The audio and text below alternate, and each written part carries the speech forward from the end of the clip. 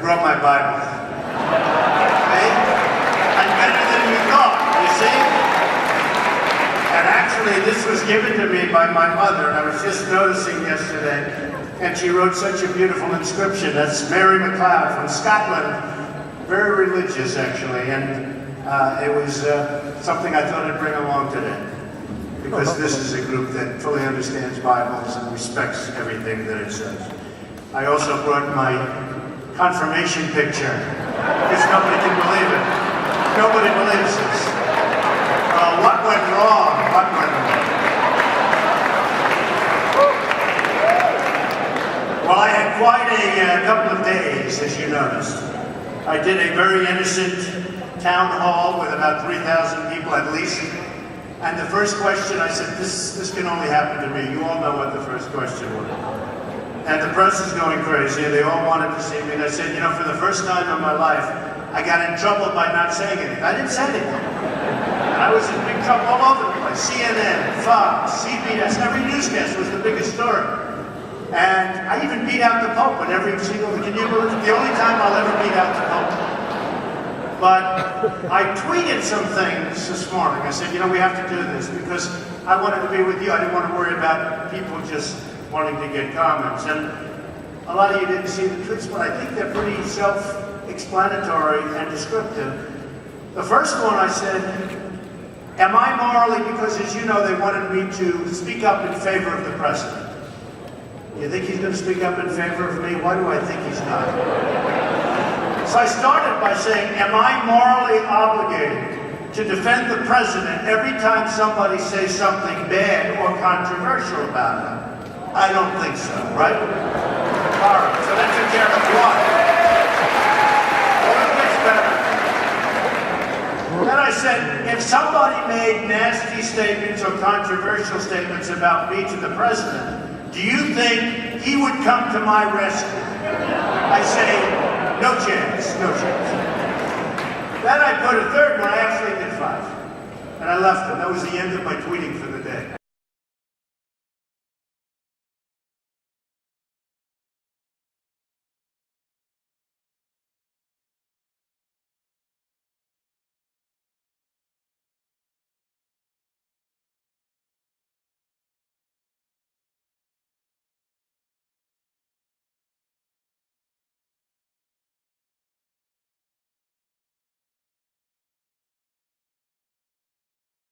But I think we're starting to see a distinction.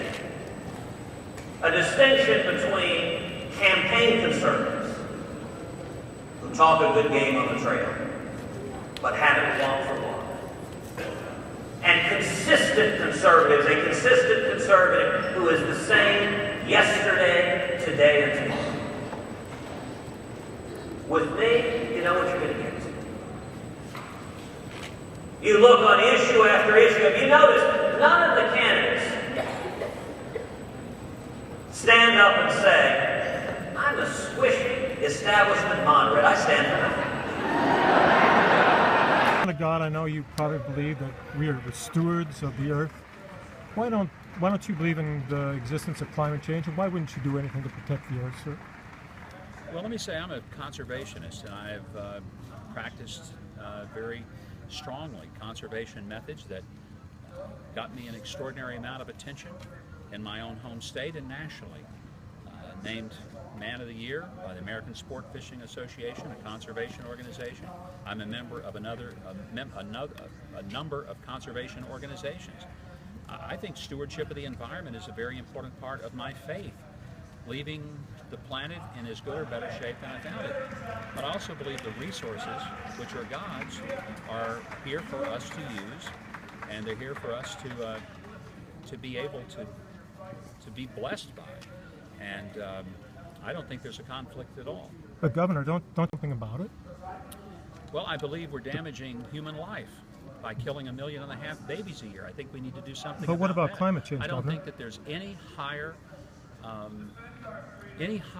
obligation within the world of God's creation than human creation. If you talk to me about the scriptures, then you know that his crowning creation is human life. Would you agree with that?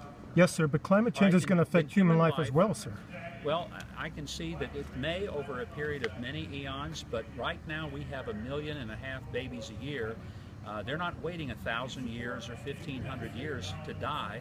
They're dying every single day in this country because we aren't protecting them. I think that ought to be a much higher priority. And I just feel like the science of life is such that we can't avoid that anymore. Last question.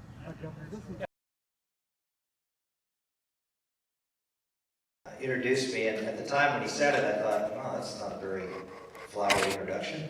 But the more I thought about it, it was probably one of the nicest things he's ever said about me, at least in my opinion. He got up and sort of stammered a little bit and said, well, let me just say, the best thing I can say about Rick Santorum is I've known him for 20 years, and he hasn't changed a bit. You know, I thought a lot about the positions I had before I took them. And you know, I think that I always say conservatism is common sense. Conservatism is about what works. People ask me, what's your definition of conservatism? I use Russell Kirk's definition. The stewardship of patrimony. Very fancy, very eloquent. What's that mean? That means we are stewards of an inheritance. That means we are stewards of an inheritance. That means we are stewards of an inheritance. I'm going to help climate change more than Barack Obama could ever help. Why? Because I'm going to move millions of jobs out of China where they have no pollution controls. And I'm going to move those jobs, or India, and I'm going to move those jobs back to the United States where we do have controls on pollution. And the net effect will have actually more impact on global climate change than what Barack Obama is trying to do in shutting down this economy and shipping jobs to China. I know it's not very popular within the Republican field, but would you just tell me your feeling about climate change, and would you do anything about it whatsoever? Yeah, no, I think, look, the climate's changing. I don't think there's a clear, concise percentage of the impact that man is making, but man is making an impact on the climate. You can't ignore that. There's dispute, and you know, this whole idea of the science has been resolved. You know, that whenever someone says that, I always fasten my seatbelts because generally that means it hasn't been. And it hasn't been resolved on its ultimate impact and the timing of that impact. But I didn't get a chance to talk about it in the debate, George Shultz wrote a pretty provocative opinion piece that I think was pretty wise, which is that we should have some insurance. We don't know what the impacts are, and so preparing for this is important. The two things that I think that the federal government could play a role in, one is to assist communities in adapting to the likely impacts that climate brings. I'm from Miami. Right. We have But that does nothing to kind of you have rising tides. It creates challenges for flooding. It creates challenges for water supply, and South Florida needs to adapt to what appears to be a change that could have an impact on the communities that exist. 5 million people from Boca Raton south.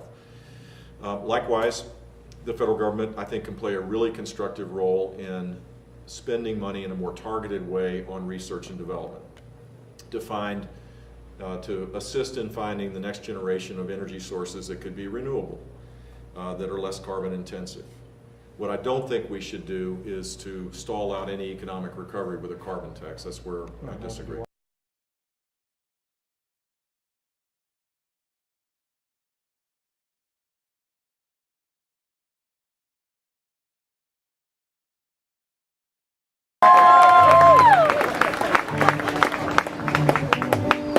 All right, this is, here's the chorus to this song. It goes like this.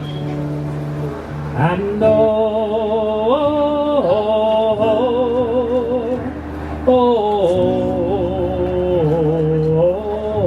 see, no words yet.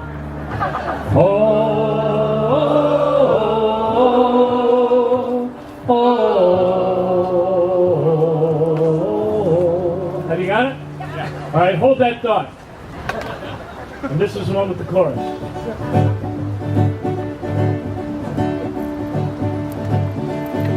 So sing at the top of your voice. Love without fear in your heart. And feel like you still have a choice. If we all light up, we can scare away the dark. We work our weekdays away, spend our weekends in bed, drink ourselves stupid and work till we're dead. And it's all just because that's what Mom and Dad said we should do.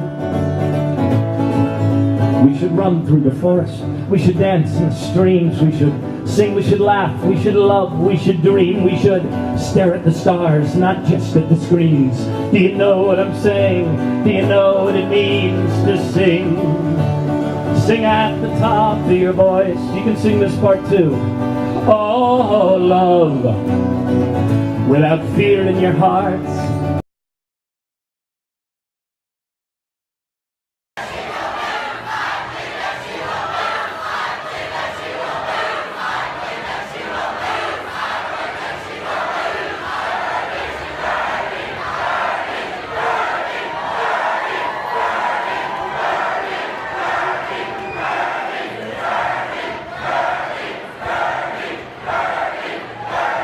Please remain standing for the national anthem performed by the Des Moines Gay Men's Chorus.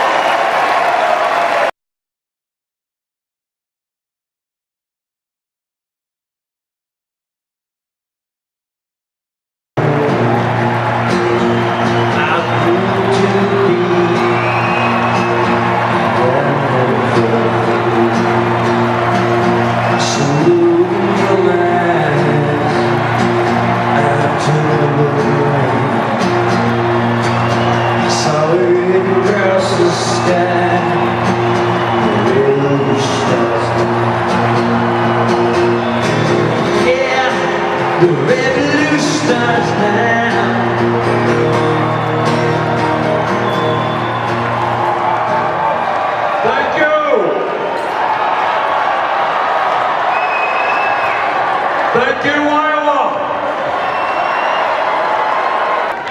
You are standing up and fighting back. And that is what this campaign is about. And it is what the political revolution is about.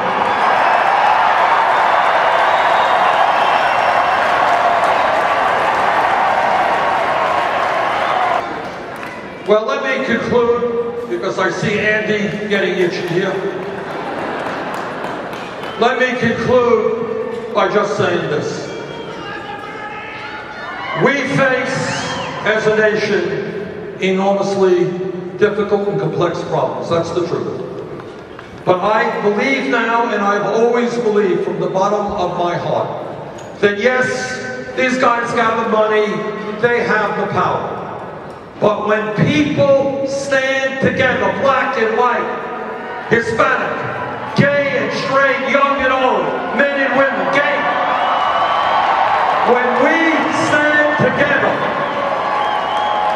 There is nothing that we cannot accomplish. And I pledge to you that every day I will fight for the public interest, not the corporate interest. I will not abandon any segment of American society, whether you're gay or black or Latino, poor or working class, just because it is politically expedient at a given time.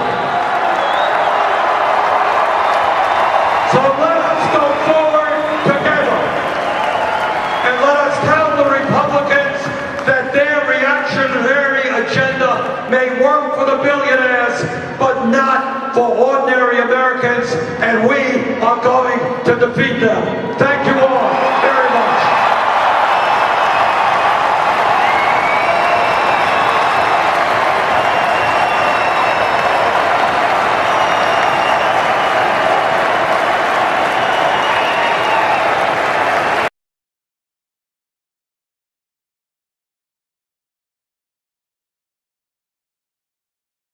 But I can promise you this. I can govern, I can lead, and I can do so with heart and with skill. A lot of people tell me in this race, they say, man, you're up against some tough odds. This is a tough fight. And there are also a lot of people who would look you in the eyes and would tell you that you've got a tough fight. You've got a tough fight being able to pass on to your children a better quality of life than what you've enjoyed. Well, you know what? I kind of like the tough fights. I've always been drawn to the tough fights. And perhaps it's the toughness of the fight that's the way the hidden God has of telling us that we are actually fighting for something worth saving. The American dream is worth saving. Our children's future is worth saving. Our country is worth saving. Our planet is worth saving. It is time to stand up. It is time to join the fight. I am in this to win this. I need your help. And together we can, and together we will rebuild the American dream. May God bless Iowa, and may God bless the United States of America on this journey we take forward together. Thank you very much.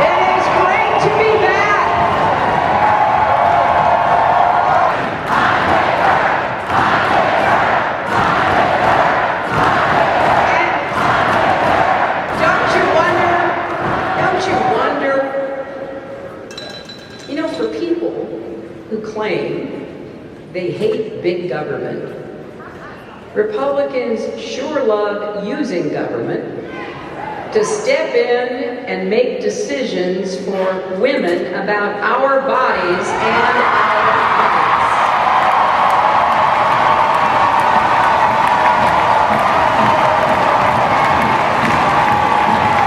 I believe we can make America the world's clean energy superpower by setting and reaching big goals again. How about this? 500 million solar panels installed in 4 years and enough renewable energy produced to power every home in America in 10 years. I know this can be done because Iowa is already leading the way. You're producing roughly a third of your total electricity from wind and other renewables. I want the rest of the country to follow your lead. But I don't think you should have to be the granddaughter of a former president to share in the promise of America.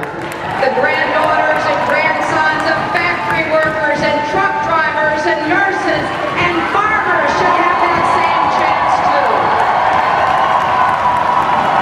Every one of America's children and grandchildren should have the opportunity to live up to their God-given potential. That's what I'm fighting for the struggling, the striving, and the successful. I'm fighting for everyone who's ever been knocked down but refused to be knocked out. And together, we're going to build an America where there are no ceilings for anyone, where no one gets left behind or left out. And yes, where a father can tell his daughter, you can be anything you want to be, including President of the United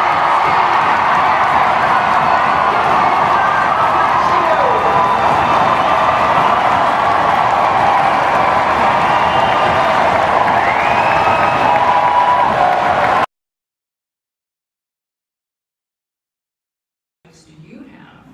How have they helped you as a governor? How would you use them as president? And what other presidents do you think share your personality traits? Wow, that is like the first, I do a lot of this. I gotta ponder this one for a while. Well, one of my personality strengths is that I'm an introvert, which puts me in the minority, apparently, amongst public politicians. Normally, people that run for office are they're extrovert. I've overcome introversion, if you will, because I love people. But I'll just tell you a quick story. We did this Briggs-Meyer test, which you apparently probably administered, it sounds like. So we did this when I was governor. We brought in all the management of like 50 people. We put everybody in a room. We took the test, and then we came back like a month later. Kate Carney, my secretary of the Department of Children and Families, administered this. And the introverts were about 8 people, and the extroverts were 42. And we were supposed to plan our perfect evening. And so Charles Kennedy was a congressman, became my chief legal counsel, and me and Jim McDonough, look, I can remember 5 of us. We were gonna all read books the week before. And then we were gonna have a quiet dinner, early and quiet dinner party where we could talk about the books that we read and learn from each other. And it would be all finished by 8 o'clock so we could go back to reading books or doing whatever we did. In the midst of this planning for this party, the 42 people in the other room did a conga line and danced through our room. They stopped planning and they started partying. So I actually think that that's a strength of leadership, though, that it's an advantage to be a little more introverted, because you have introverts I think have a greater ability to listen to people. They have a greater ability to try to understand the other side a little more. It's not all about me, kind of deal. And I think we need a little bit of leadership in Washington particularly, where it's not all about me. I mean, right now, it's all about the big players. One that I think is as my brother would say, misunderappreciated. That's He didn't actually use that. He used another term like that. And that's James K. Polk. He was a one-term president. He ran on a three-part agenda. He said, I'm going to do these three things, and then the fourth thing I promised you is I'm going to do it in 4 years and I'm leaving. So and the main claim to fame, he resolved the territorial dispute between Washington and Canada, between the Oregon Territory and Canada. Hugely beneficial for the long-term nature of our country, of course. He brought Texas into the Republic, which worked out pretty good. He changed the tariff system to create economic prosperity to a broader number of people. And then he finished, his fourth commitment was he'd leave. And he left. He did it in one term. He took the boat down the Atlantic and up the Mississippi to his home state of Tennessee, and he died 30 days later of some disease. But the fact is, what I admire about James K. Polk was he said what he would do, he did what he said he was going to do, and he left. Are you making the same choice, sir? If I could get all the stuff I want to get done in 4 years, you bet I would, man. I mean, that's the point. That's the point is that this bond, it's not about the politician. It's about solving the problems. And whether James K. Polk was a great man or not, I don't know. I read his biography, and he seemed like a good man. And so Polk is a hero. My dad is the greatest man alive. I love my brother. I love Reagan. I love Lincoln. I mean, there are great presidents all across. We've been blessed with an extraordinary country, and we've had great leaders.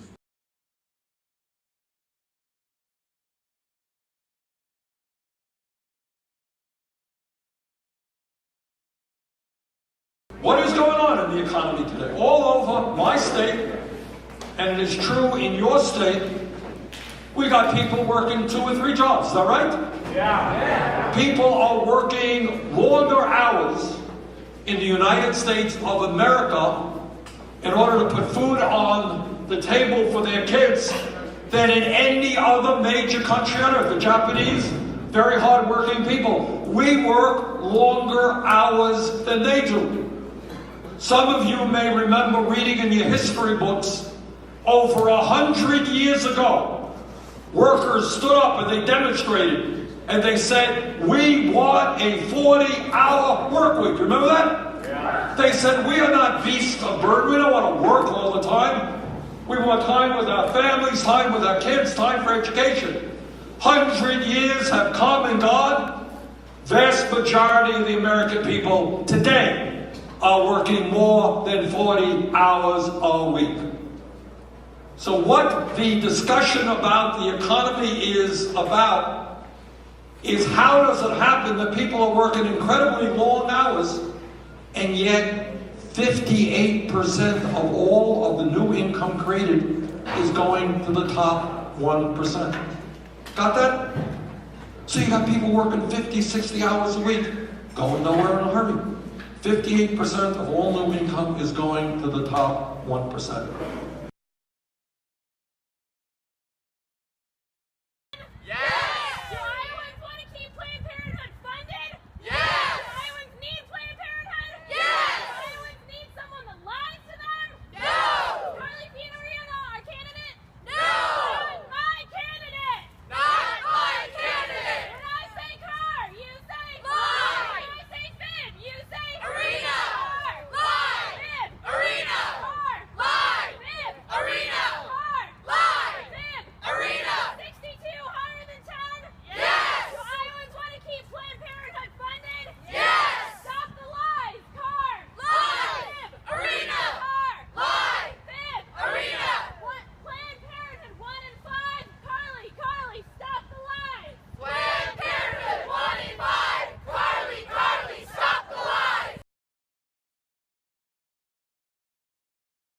Well, I don't know if you could hear all of that, but I'm sure you saw the Planned Parenthood protesters outside. And, you know, I frequently have Planned Parenthood protesters who come up to me and say I'm anti-woman. Really?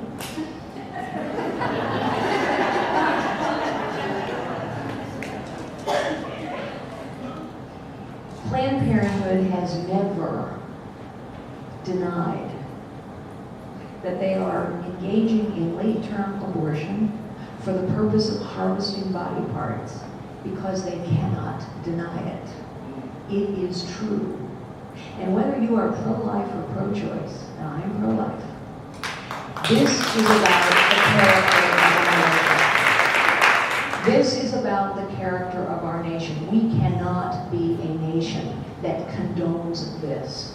And how interesting that just a couple days ago, Planned Parenthood announced they weren't going to take reimbursement anymore for the harvesting of body parts. Wow, that's quite an admission, isn't it? When I am President of the United States, I will insist that Congress pass a budget, not a continuing resolution. I will propose a budget that balances our budget within a decade, and every budget I propose will not include a dime of funding for Planned Parenthood.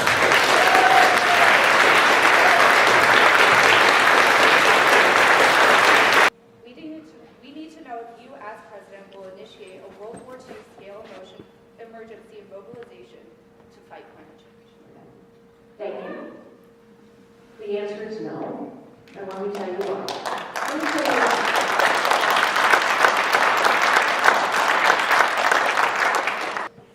A single nation acting alone will make no difference at all.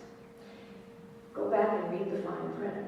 What those scientists tell us is that with current technology, the only thing that will make an infinitesimal difference in global temperatures is a concerted, coordinated, 3-decade effort, globally coordinated, costing trillions and trillions of dollars. Now, what do we suppose the likelihood of that is? 0. We are unilaterally deciding to destroy industry after industry. I have been to coal mining communities in West Virginia and in Kentucky. I have seen what 40% unemployment looks like. It is very, very sad to see. Communities are destroyed, families are destroyed, abuse, substance abuse goes up, because 40% unemployment is hard to take. Meanwhile, China is firing up 4 new coal-fired power plants a week. And so we're actually not doing any good at all. But what we are doing is destroying people's lives and livelihoods at the altar of ideology. So this is an argument we're going to have in 2016. And I would say one other thing. ISIS is, as we speak, crucifying people, beheading people. Don't roll your eyes, young lady, this is a fact.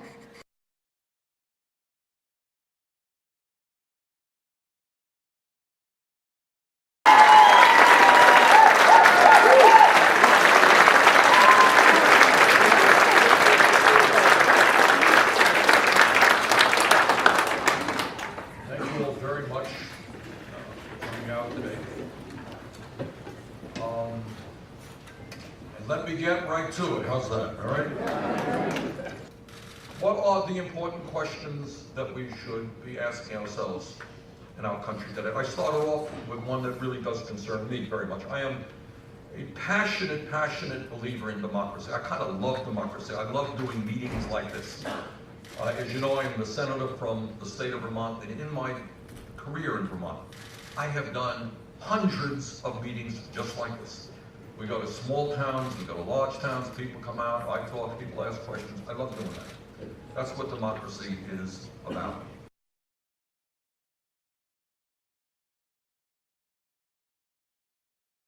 I was in Fairfield recently, and a woman came up to me and said, Mr. O'Malley, this is my 3rd time seeing you. I said to her, well, how am I doing? She said, you're doing well. I'm seeing a lot of growth. It's very Iowa, isn't it? I said, well, is that how you vote? And she said, yes, in fact it is. My husband and I try to see as many of you as many times as we can who are running for president, and whichever one grows the most, we vote for come caucus. So growth can be a good thing, especially if it leads to a deeper understanding, the understanding that precedes action. My name is Martin O'Malley. I'm the former mayor of Baltimore, former governor of Maryland.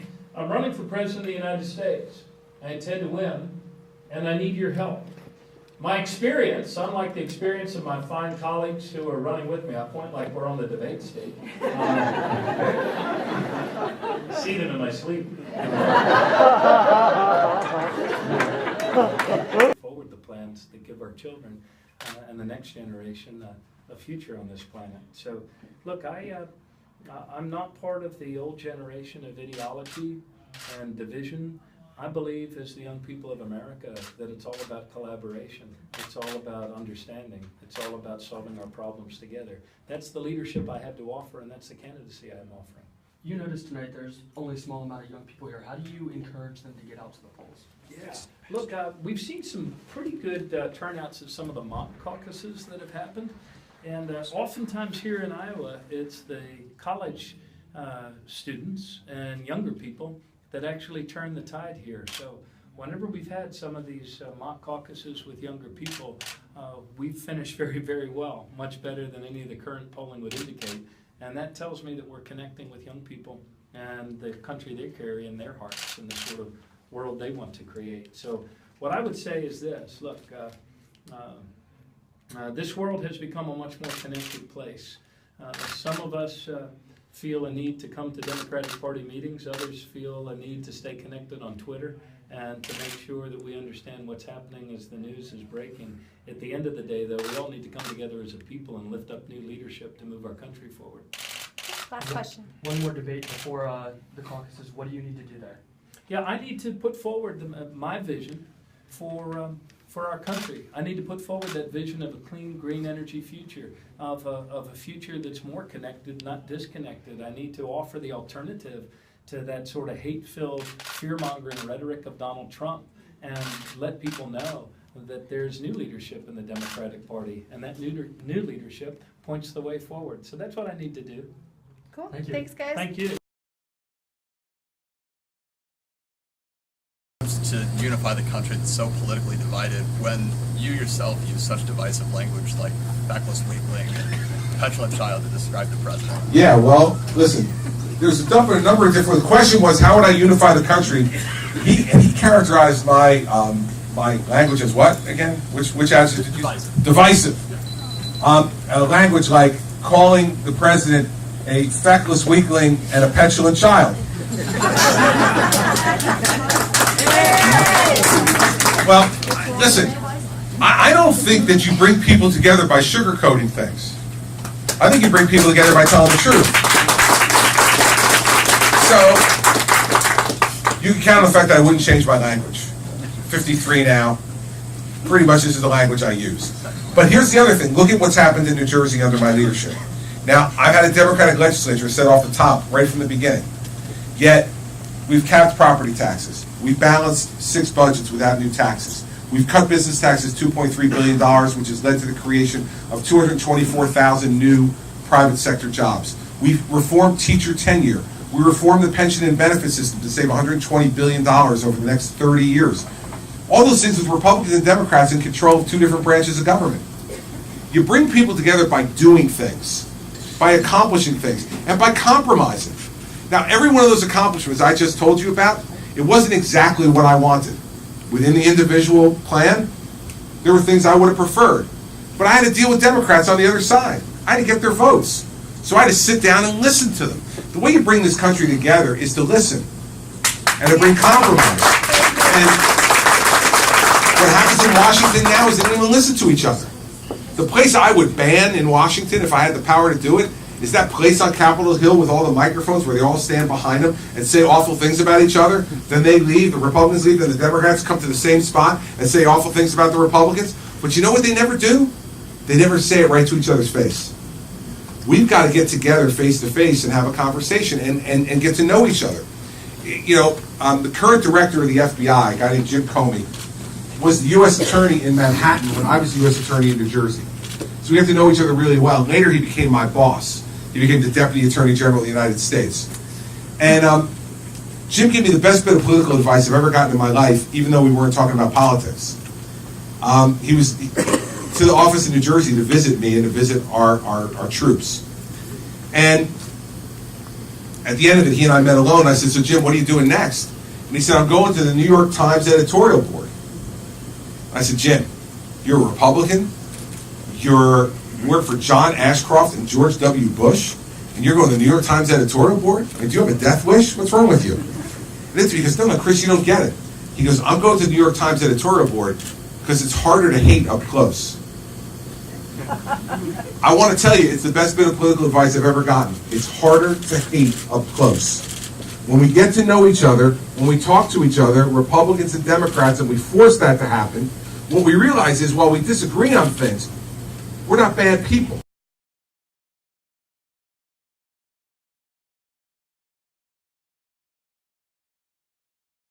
Please help welcome the next President of the United States, Marco Rubio.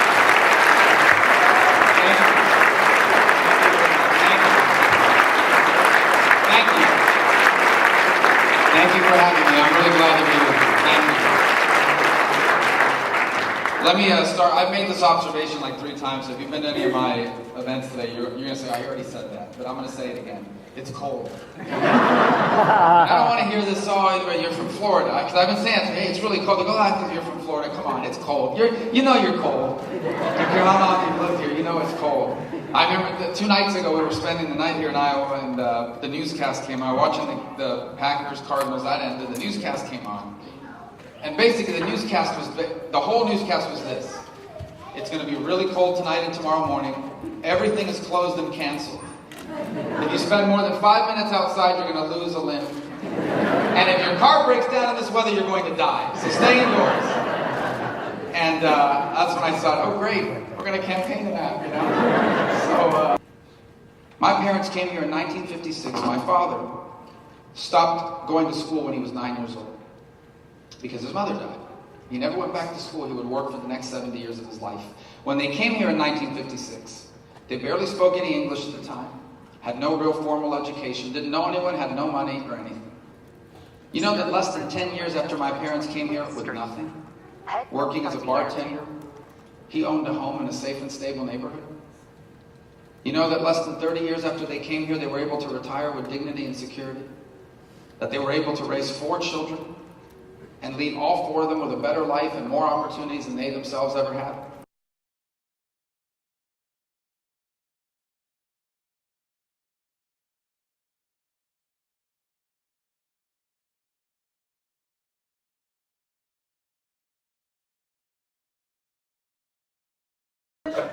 But we want to go around and introduce ourselves.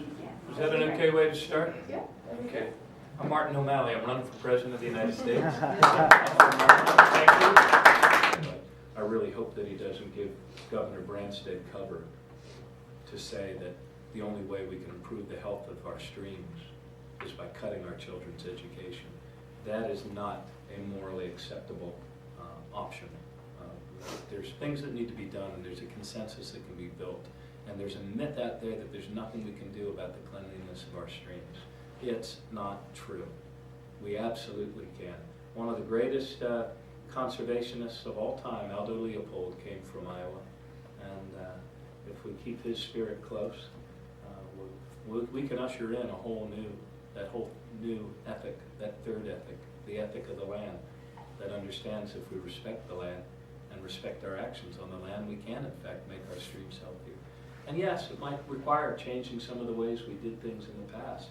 It might require some increased investments that we'll all need to share in order to get them done. But that's why we form a union, right? That's why we have a country. That's why we have a state, is to be able to accomplish those big things, whether it's the education of our children or the cleanliness of our streams or our air. So thanks for letting me share my base story with you.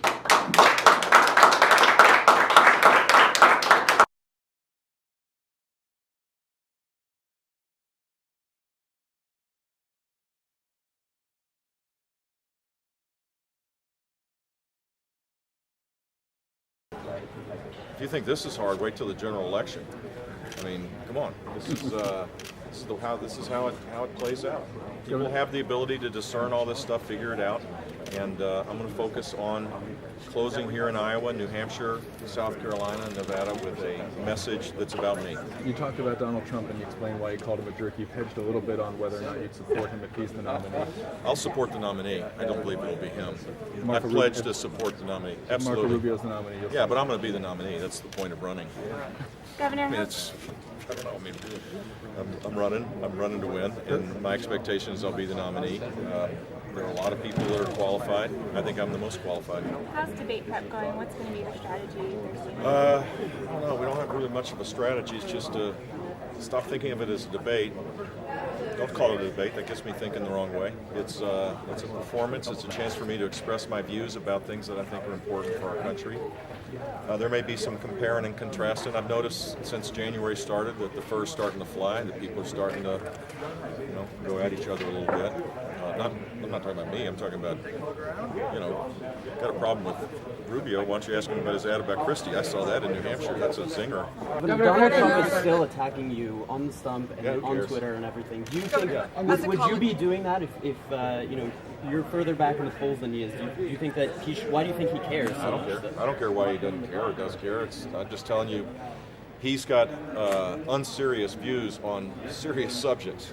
If you think a 45% across the board tariff is a good idea, then you missed the whole 1930s decade. He's not a serious person. He's a master at consuming the news and having people ask, about him for sure. And he's great at disparaging people of all types. But we're electing a president of the United States. And I'm not going to stand back when someone is advocating a global depression or advocating the abdication of the United States presence in the world.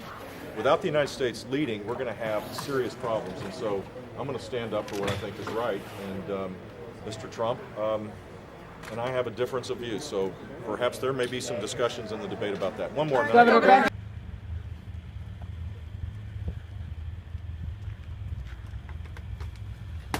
The Button Brigades. Huh? The Button Brigades. Yes, sir. Yes, sir. You're a supporter? I'm a supporter of you, sir. I hope you have a good day. No, I sell other people. If you want to buy a Hillary button, I got a Hillary button. I know you're a. I'm an entrepreneur. That's right. I got Bernie buttons. I got Cruz buttons. How do you find that? Will you just find somebody to make your buttons and then? No, we make them. Oh, you make them yourself at home, or? We're the real entrepreneurs. Out there at night with your smoking. Tell the truth. I watch TV and make buttons. He rocks to AC/DC and makes buttons. Is that what you do? Well, whatever keeps your buttons going, huh? Yeah, I mean it's a pretty kind of low tech kind of thing. They have more expensive machines than we have. Right. And then I don't have a printer good enough to print the quality that we do, so I got to go to Office Depot to get my prints printed. Oh, you do? Yeah. That's great.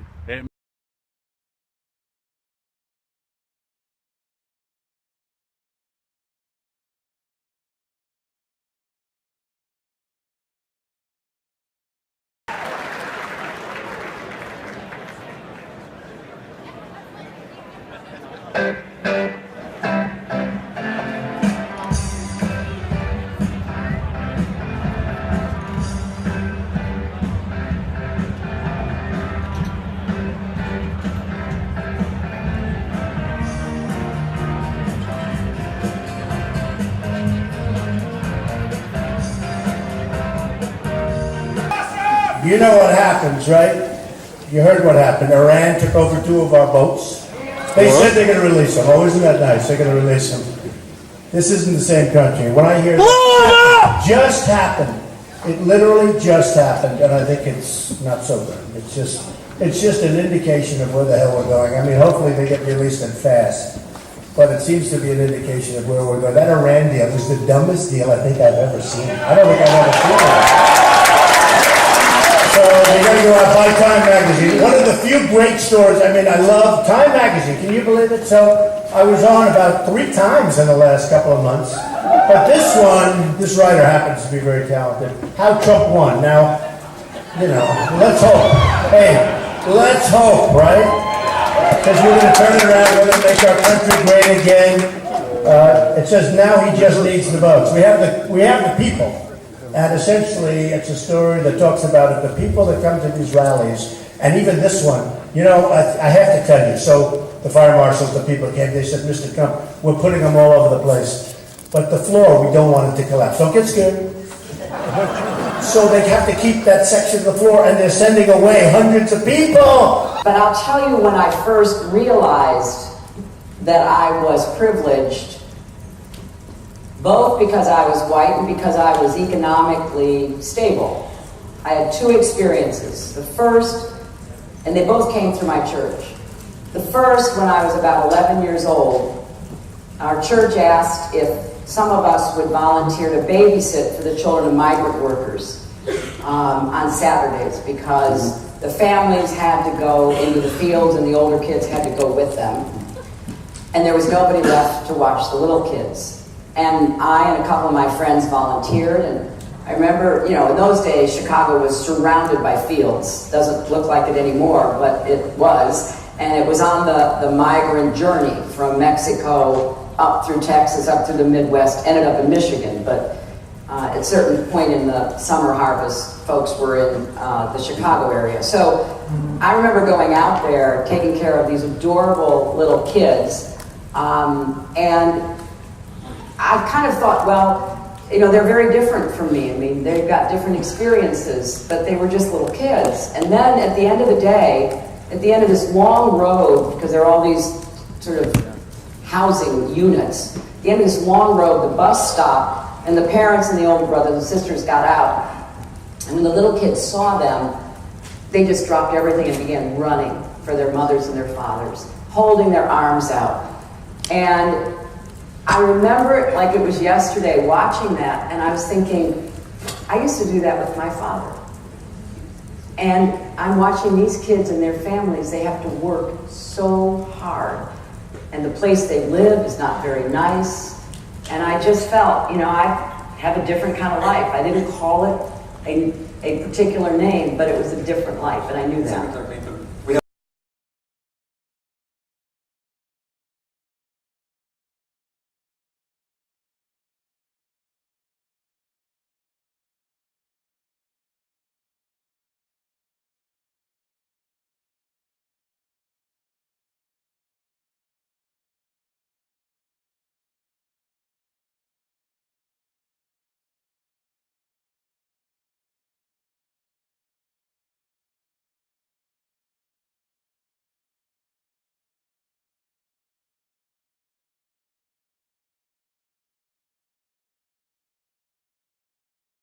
Why doesn't everybody sit down? Sit down. We're going to enjoy ourselves for a little while, right?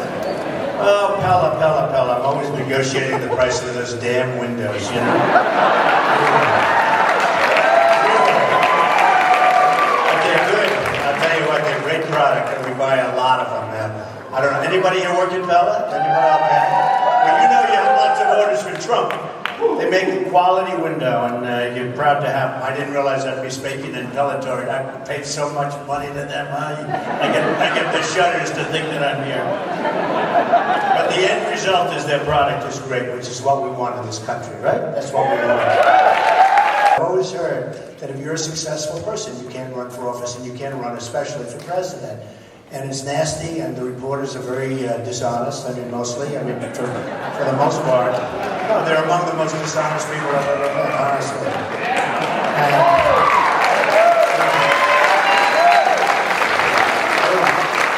And you know, you get even the conservatives, this crazy National Review, nobody reads it anymore. It's a dying publication. No. I mean, seriously, and they hit me. And I say, why? They want to see. They want to see sanity. They want to see strength. They want strong borders. They want all of the things that we talk about. Yeah, we will build the wall, by the way.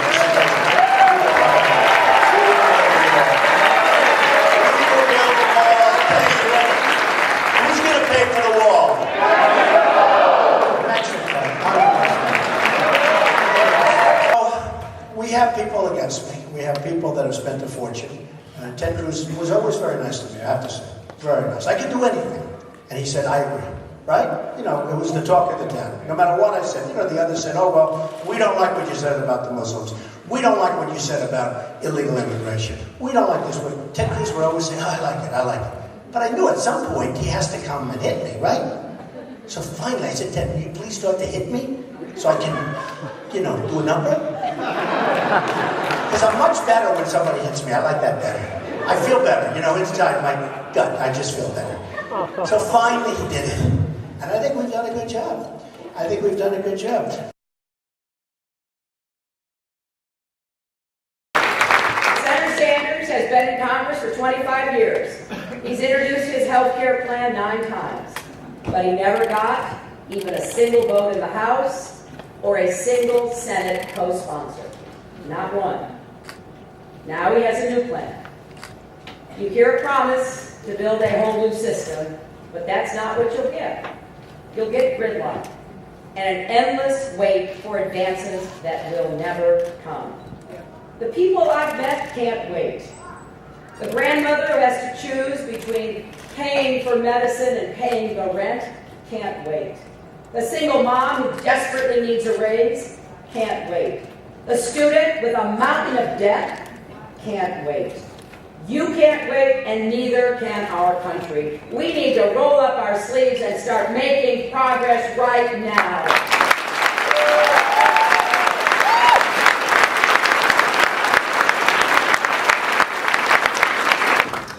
So the date is January 20th, 2017.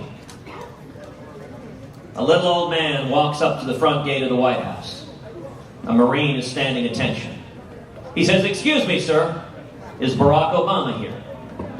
And the Marine responds, "I'm sorry, sir, Barack Obama is no longer President of the United States."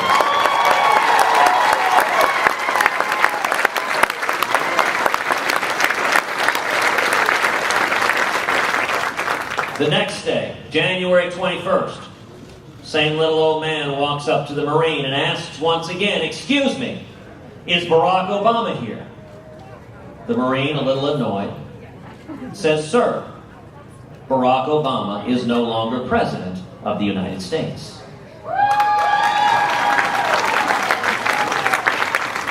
The next day, January 22nd, same little old man, same Marine, same question. This time the Marine is visibly annoyed.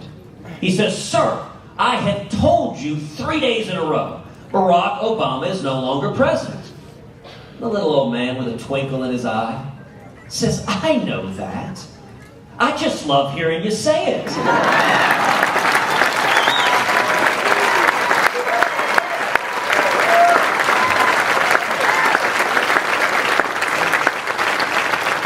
And the Marine promptly salutes and says, "See you tomorrow, sir." Some years back, I was out in West Texas. And I asked folks there, I said, "What's the difference between regulators and locusts?" I said, "Well, the thing is, you can't use pesticide on the regulators." And this old West Texas farmer, he leaned back, said, "Wanna bet?"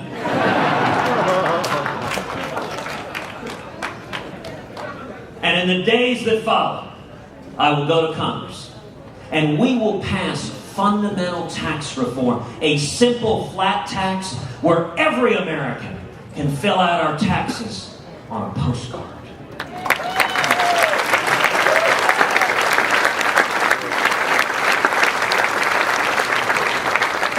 And when we do that, we should abolish the IRS.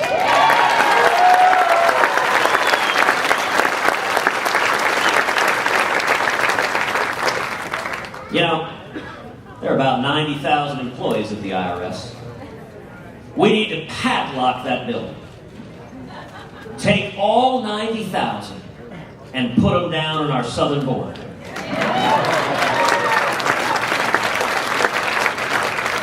Now, to our friends in the media, I say that somewhat tongue-in-cheek. But if you think about it, sir, imagine you traveled thousands of miles in the blazing sun. You're swimming across the Rio Grande.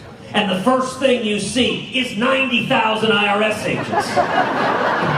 You turn around and go home too.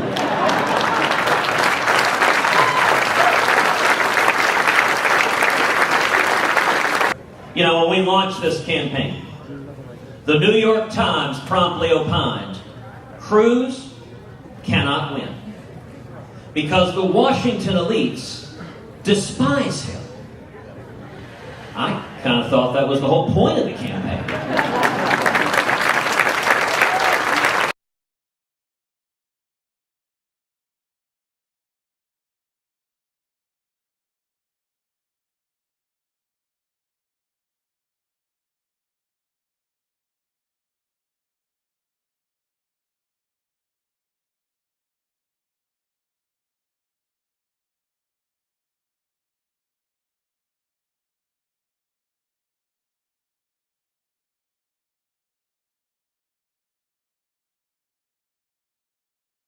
Senator Grassley, I appreciate your leadership. I remember campaigning here for my dad. I almost did the full Grassley in 1980. I probably went to 70 counties out of the 99, and it seemed like there were 3 Chuck Grassleys. Because everywhere I went, no matter if it was east, west, or center part of the state, there he was. He's incredible. And he's done something so extraordinary that I have to applaud him. 22 years and a half of never missing a vote.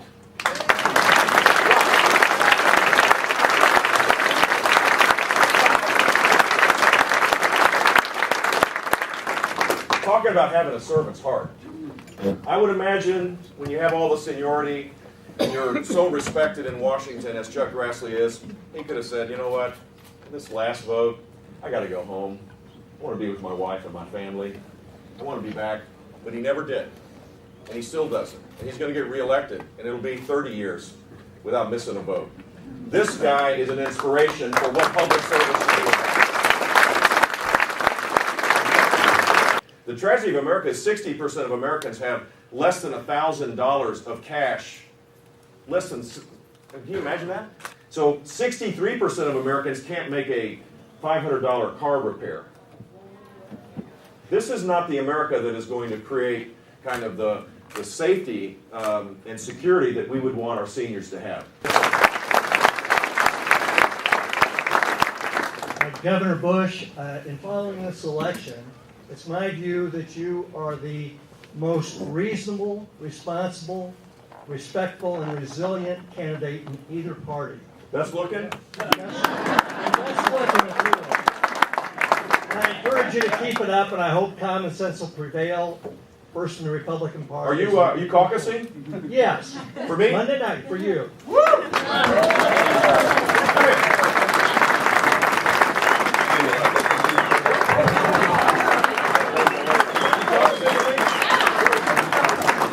doesn't look like it. I give out hugs. I'm from Miami. That's what we do. I do have a question. Oh, you have a question? My bad. Dr. Carson? I know you're a man of science. Obviously, you're a doctor. What's your feeling about climate change? Do you believe it's settled science, and would you do anything about it, sir? I believe the climate is always changing. It's either going up or it's going down. You may remember in the 70s, they said the new ice age is coming. We're all going to freeze to death. And then they decided, no, we're all going to boil to death. No, I don't know what we're going to do, but it's changing. Okay, here's what I believe. I believe responsible human beings have a responsibility to take care of the environment and to pass it on to the next generation in at least as good a shape as they found it. It doesn't look like we're doing that right now, though, does it? I don't know that we're not doing it. I don't know that we are doing it. I think, it depends on how you interpret the data.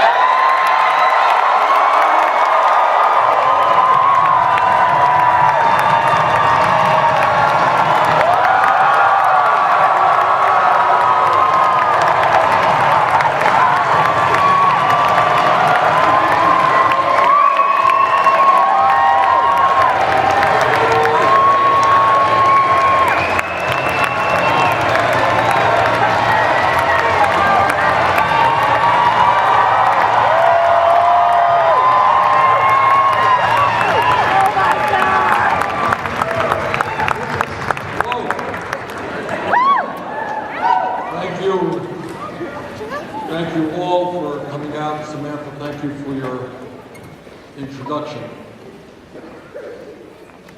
So you guys ready to make a political revolution? We began this campaign about 9 months ago. And when we began this campaign, we had no money, we had no political organization, and outside of Vermont, maybe New England, I was not terribly well known. But a lot of things have happened in the last 9 months.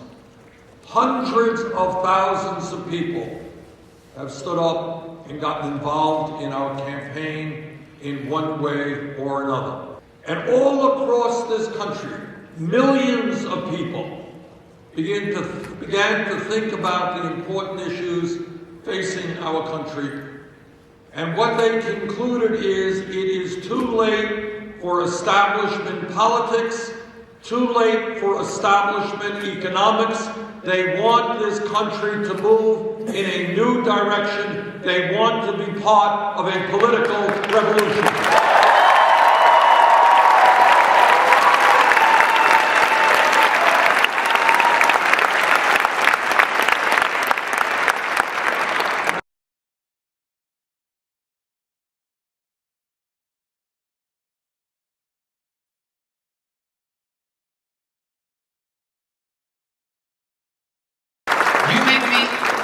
You make me the Republican nominee, and I'm taking the conservative message to people that haven't voted for us before. And I can do it better than anyone else running. You know why? Because I have lived what they're living. I'll be able to go to young Americans and say, I know what it's like to have a student loan, because 3 years ago I had it. And I didn't know how I was ever going to pay it off. I had to write a book. It's called An American Son. It's available on the paperback. I'll be able to go to people that live paycheck to paycheck and say, I know what that's like. I grew up like that. I've lived like that. People in my family who I love dearly are living like that right now.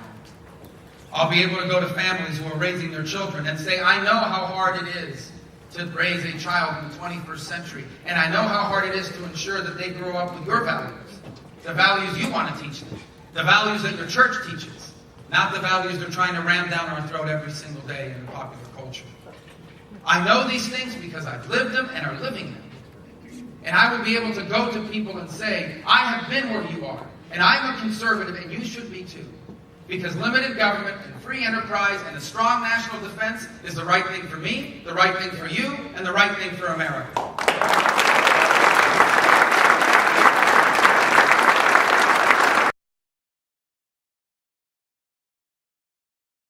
But when Jimmy Carter won in '76 in Iowa, all of a sudden an unknown person became, the winner, and then went on and became the candidate and then became president.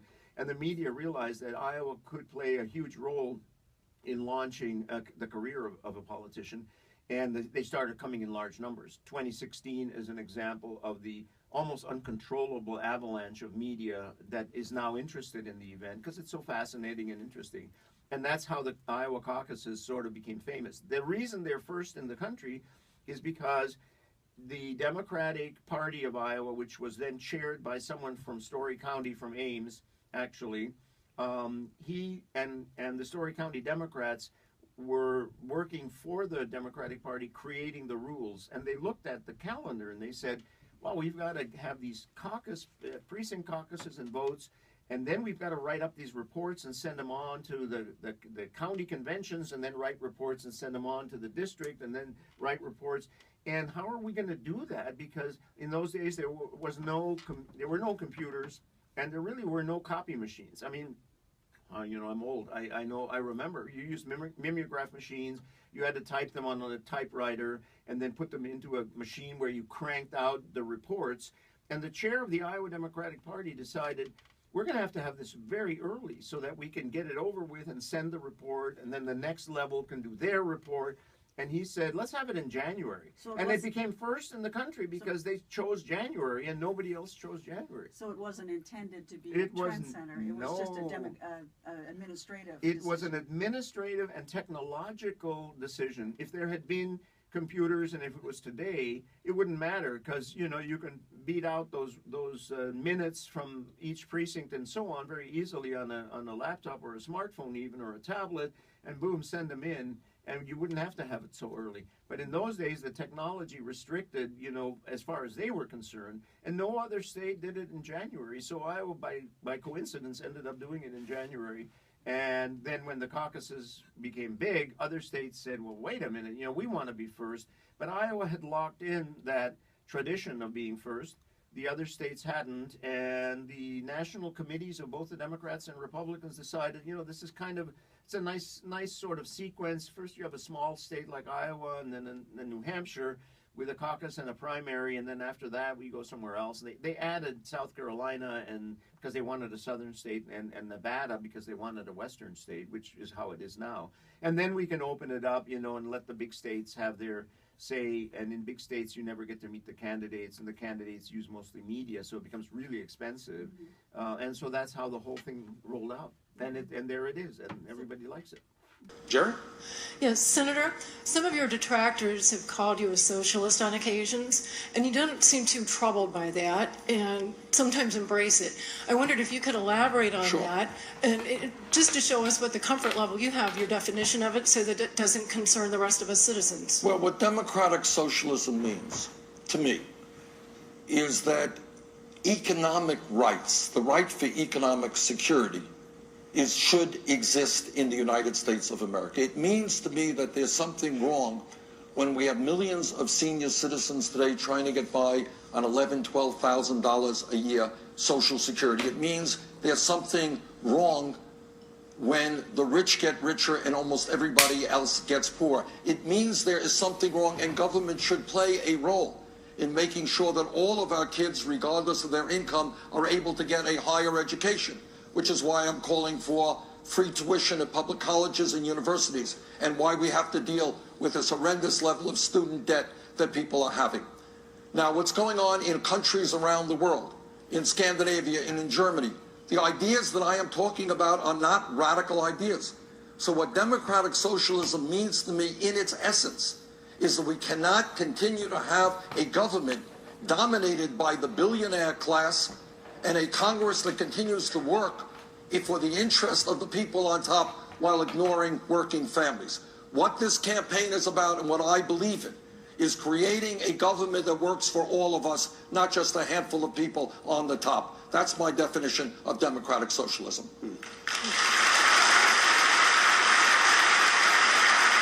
But when they sent out the wise guy press releases a little while ago, I was all set to do the debate. I came here to do the debate. When they sent out the wise guy press releases a little while ago, done by some PR person along with Roger Ailes, I said, bye-bye, okay? So are you afraid to debate your No, excuse me, just so you understand. I've done 6 debates. I've done 6. According to every single poll, I've won every single debate, and probably the last one more than any of them. So every single poll has me winning every single debate. I've done 6 of them. And now you say, when does it stop? How many debates do you have to do? The Democrats are finished with their debates. Is that a correct statement? They're finished. They don't have any more debates. The Republicans go on forever and ever and ever with debates. We have people on the stand that have 0, that have 1, that have nothing. So it's time that somebody plays grown-up. And then when I see a press release written by a child, like I just saw, I said, what do I have to do? Why do I have to make Fox rich? Let me make the wounded warriors rich. Let me make the veterans rich. Are you worried that's going to affect your chances? Pretty close to irrevocable, yes. Are you worried that's going to affect your chances in Iowa by not... No, I think I'll do great in Iowa. I love Iowa. I don't think Iowa's going to care. Okay? Well, don't ask me questions like that. You're not a very good reporter doing that. Okay, go ahead. Do you have a question that now is a legitimate question? Do you apologize? Do you apologize? Do I apologize for reading your words?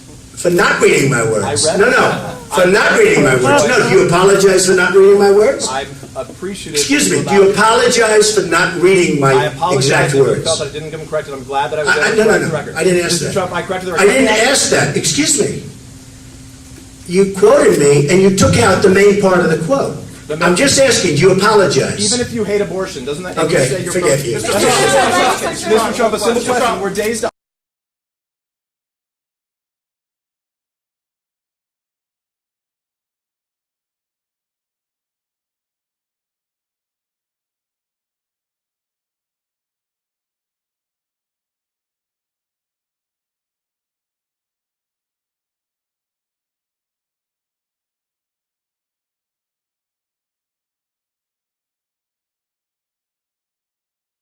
told you before.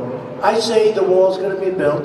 We're going to build the wall. It's going to be a real wall. It's going to be a big wall. People aren't coming through. And by the way, people can come in, but they have to come into our country legally. Legally. They got to come in legally. But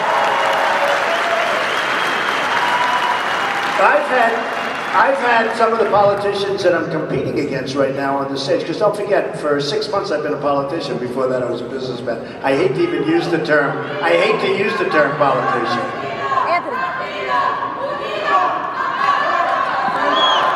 Well, folks,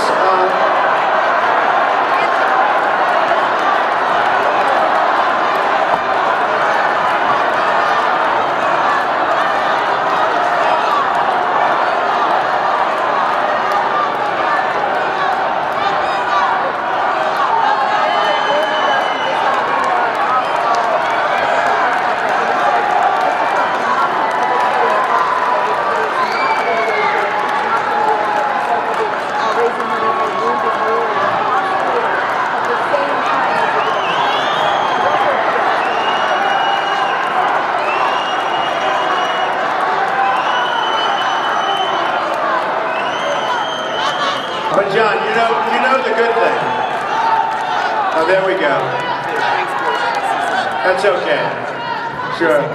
Enjoy yourself, darling. Thank you.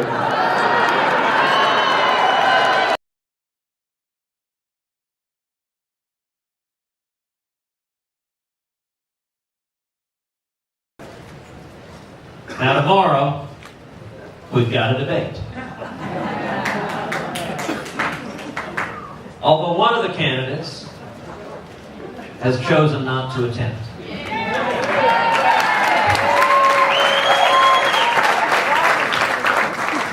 Apparently, Mr. Trump considers Megyn Kelly very, very scary.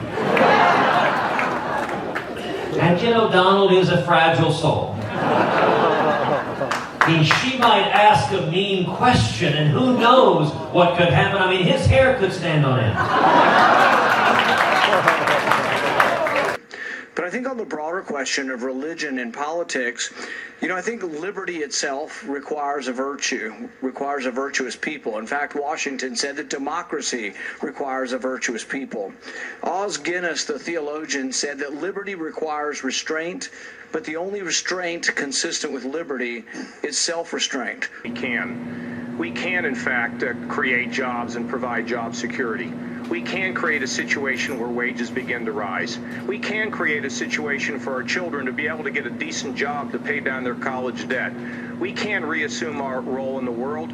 But all this has to come together when we have a positive attitude, an optimistic approach, an ability for us to set the tune as conservatives, but to invite other people in to be part of that orchestra. You see, ladies and gentlemen, at the end of the day, I'm an optimist because I've seen so many things get accomplished in my lifetime, and we can do it again together, all of us, to strengthen this country. Work together. Thank you.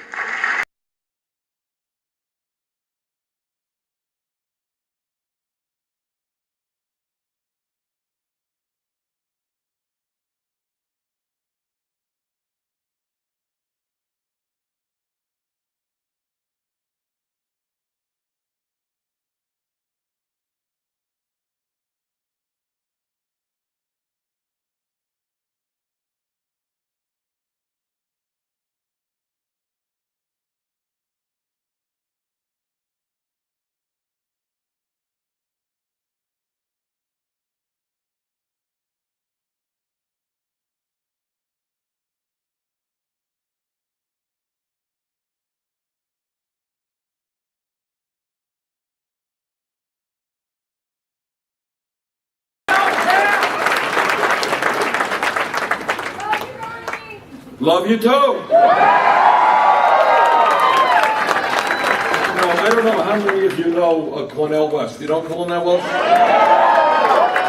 And Dr. West has been running around the state with us, and he gives an oratory that the likes of which is hard to compete with. He talked about a love train of a campaign yesterday. Love train of a campaign. So we love you all.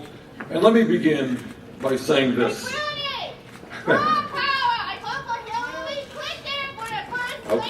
Thank you. Okay. Rudy, you're my Oh. All right. Let me begin by thanking the people of Iowa. The caucus, in case some of you have forgotten, is tomorrow night. Don't forget. And Jane and I and my staff have been all over this very, very beautiful state for the last 9 months. And I just want to very sincerely thank the people of this beautiful state for their hospitality, for their generosity, and for their kindness. It has been a pleasure and an honor to campaign in this great state. So thank you all very much for that.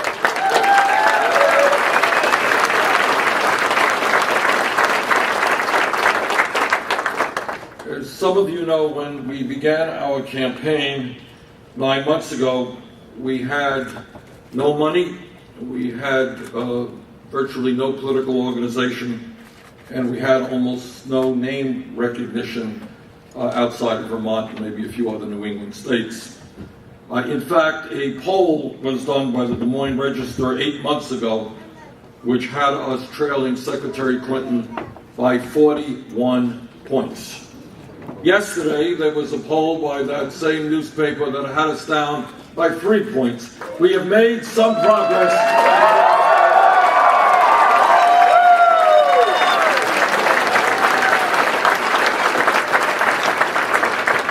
No president, not Bernie Sanders or anybody else, can do it alone.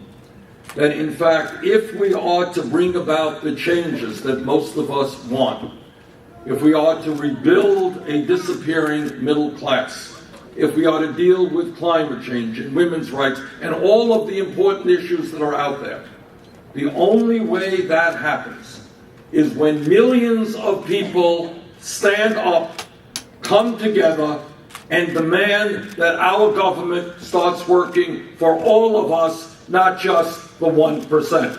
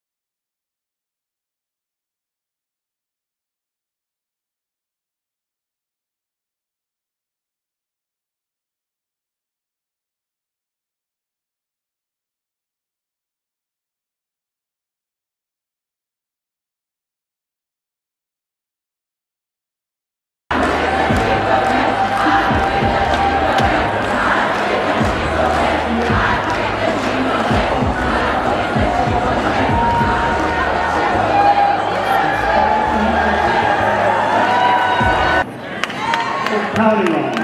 We believe in you. Hillary believes in you. She is going to win, and she's going to become the next president and continue to be an agent of change to move America forward.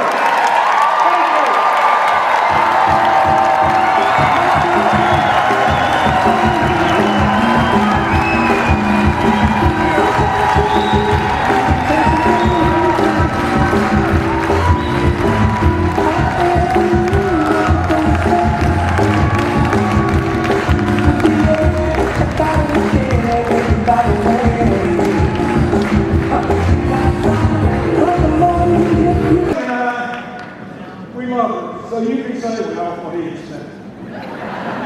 But I do know something about the job. And I do know we can have broad-based prosperity because we did it. And so, I would like to present to you the best qualified, most temperamentally well-suited, strongest, most determined, best change maker I've ever met in my life. Senator, Secretary of State, and the next president of the United States.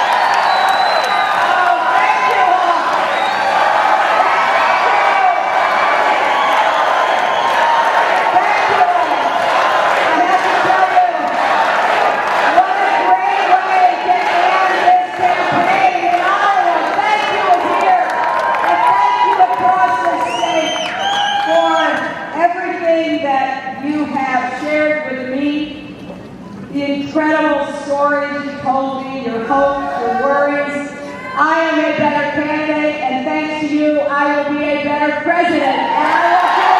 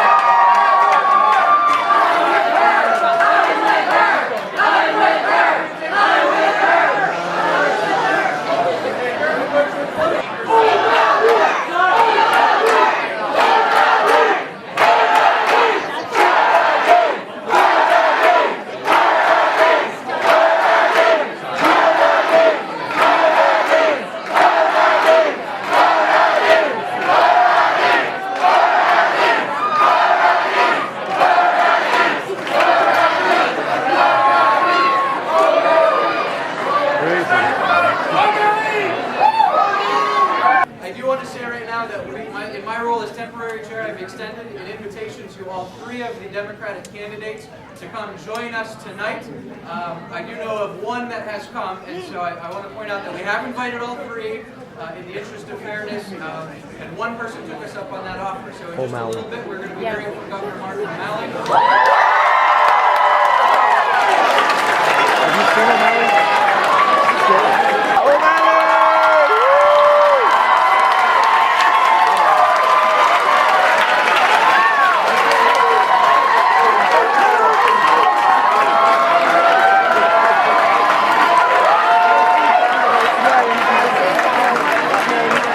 That's what I thought it was.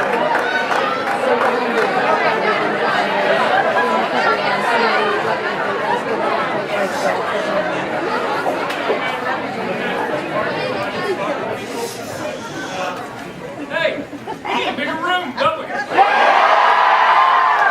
How you doing, Drake?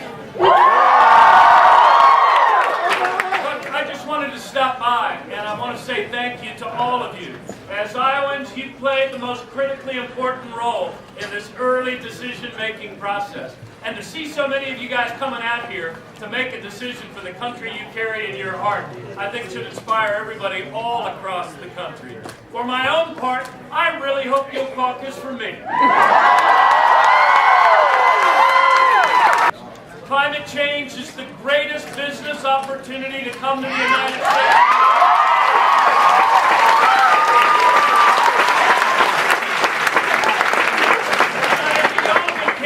That's put forward a plan to move us to a 100% clean electric grid by 2050 and create 5 million American jobs. Now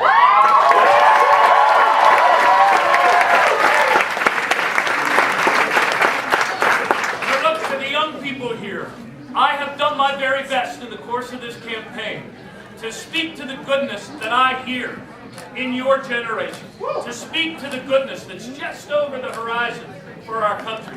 We have only need of a renewed faith in one another and new leadership to move us forward. God bless you guys in your decision tonight.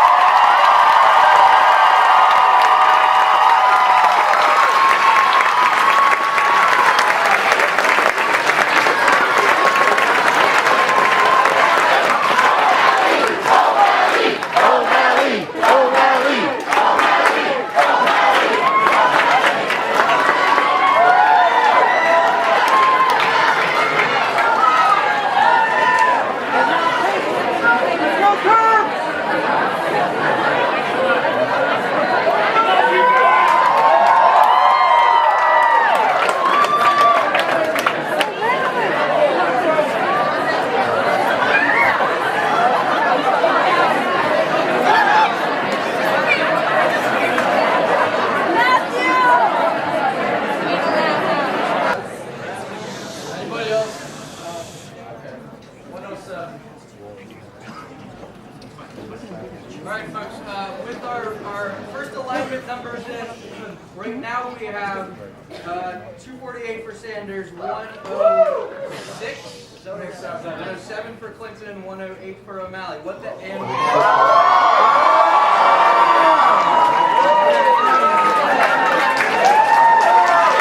So what needs to happen right now is, as quickly but accurately as possible, precinct captain, I need you to count the number of members in your group, and I need you to tell that number to me. Let's try to get this done quickly but accurately. Count the numbers in your group only and bring that number to me.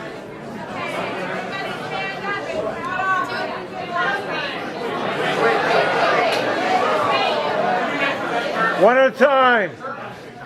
6, 7, 12, 16, 17, 18, 19, 29, 45, 46.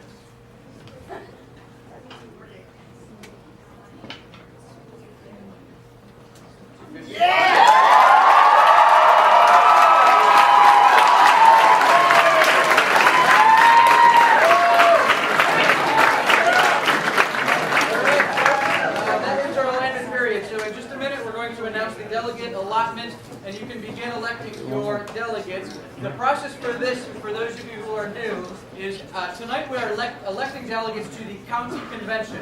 The county convention will be held on Saturday, March 12th, starting at 9 a.m. It usually lasts a little bit longer than this, but it's not as hot as this is tonight, so there's that for you. Delegates distribution is as follows. Folks, pay attention. Hillary Clinton is electing 1 delegate, O'Malley is electing 1 delegate, Sanders is electing 3 delegates.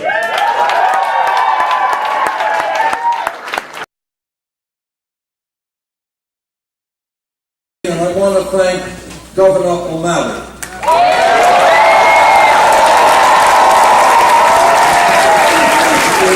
It's never easy to lose. I've lost more than one campaign, but he should know that he contributed a whole lot to the dialogue, that he ran an issue-oriented campaign, and he won the respect of the American people.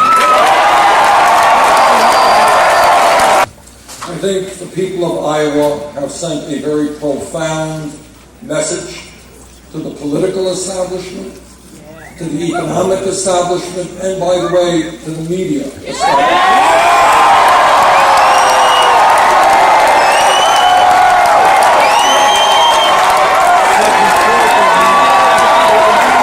Who have given up on the political process. They're so dismayed and so frustrated with what goes on in Washington, with young people who before had never been involved in the political process. When young people and working people and seniors begin to stand up and say loudly and clearly, enough is enough! Our government, the government of our great country, belongs to all of us, and not just a handful of billionaires. When that happens, we will transform this country. Thank you all.